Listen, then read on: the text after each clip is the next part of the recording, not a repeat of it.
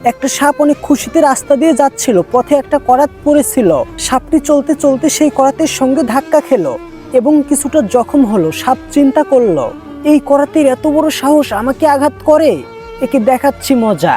এই বলে সাপটি করাতটিকে ছোবল মারার চেষ্টা করলো, কিন্তু ছোবল মারার সাথে সাথেই সাপের চেহারা খুবই বাজেভাবে জখম হয়ে গেল। এবার সাপটি রেগে তার হৃদয়ের জ্ঞান হারিয়ে ফেললো এবং পুরো শক্তি দিয়ে সেই করাতটিকে পেঁচাতে শুরু করলো শাস্তি দেওয়ার জন্য। কিন্তু করাতের ধারে সাপটির শরীরের বিভিন্ন জায়গায় জখম হয়ে গেল আর সাপটি শেষ পর্যন্ত মারা গেল। ঠিক এরকমটা আমাদের সঙ্গেও হয়। আমরা ভাবি, ও আমাকে এইটা বললো, আর এত বড় সাহস।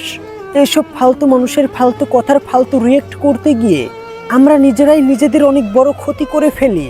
কখনো কখনো জীবনে কিছু পরিস্থিতিকে এবং কিছু মানুষকে অ্যাভয়েড করে সামনের দিকে চলতে হবে, আর তা না হলে জীবনে ক্ষতি বিনা কোনো লাভ হবে না। এই সাপটির মতনই শেষ পরিণতি আমাদের মৃত্যু হবে, মৃত্যু।